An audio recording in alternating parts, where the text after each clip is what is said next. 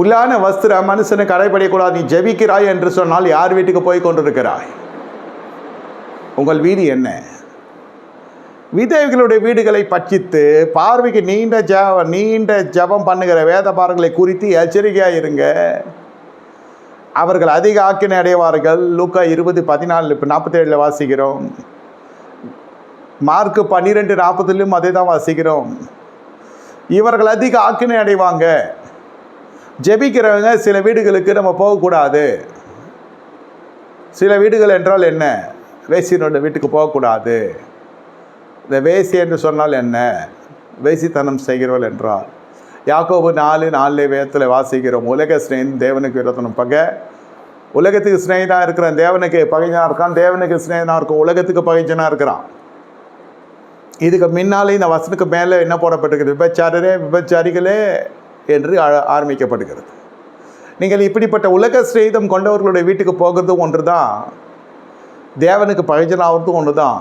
அதுதான் வேதம் திட்டம் தெளிவாக போகிறது. விதவைகளுடைய வீட்டுக்கு போகிறதே பட்சிப்பதற்கு தான். பட்சிக்கிறது என்ன? அந்த விதவைக்கு தேவை, உலக பிரகாரம் தேவை இருக்கும். பிள்ளைகள் இருக்கிறாங்க, கணவன் இல்லை. வறுமையில் இருக்கிற விதவை மட்டும் இல்லை, வளத்தில் இருக்கிற விதவைக்கும் சொல்கிறேன், ஒரு துணை தேவை. அந்த துணைக்கு இவர்கள் வினையாய் போய் நிற்கிறாங்க. இவர்களை மிஞ்சி எதுவும் பண்ண முடியாது. இவர்களை மிஞ்சி எதுவும் பண்ண முடியாது. இல்லை கொஞ்சம் மகிழ்ந்தால் வராததெல்லாம் வரும், கிடைக்காததெல்லாம் கிடைக்கும். அதில் இவர்களுக்கு அது ஒரு பலவீனம், அவர்களுக்கு இவர்கள் ஒரு பலவீனமாக போயிட்டாங்க. ஏன்னா இவர்கிட்ட அதிகாரம் இருக்குது, பணம் இருக்குது, பதவி இருக்குது, எல்லாம் இருக்கிறது. ஆனால் வேதம் என்ன சொல்லுது? இப்படிப்பட்ட வீடுகளுக்குள்ளே போகிறவர்கள் அதிக அக்கினைக்குள் அடைவார்கள்.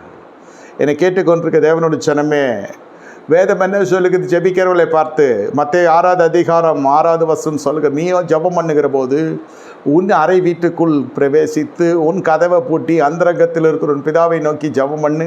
அப்பொழுது அந்தரங்கத்தில் பார்க்கிற உன் பிதா உனக்கு வெளியரங்கமாய் உனக்கு பலனளிப்பார் என்று வேதம் சொல்லுகிறது.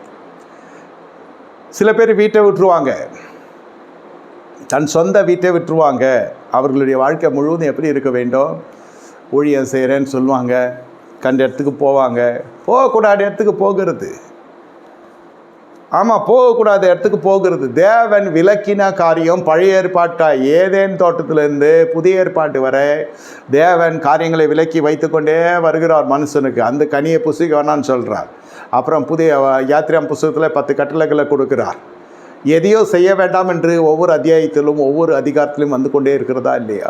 புதிய ஏற்பாட்டிலும் வந்து கொண்டிருக்கிறதா இல்லையா? எதை செய்யக்கூடாது என்று முதலில் அறிந்து கொண்டு தான் செய்ய வேண்டியதை அறிந்து கொள்ள வேண்டும்.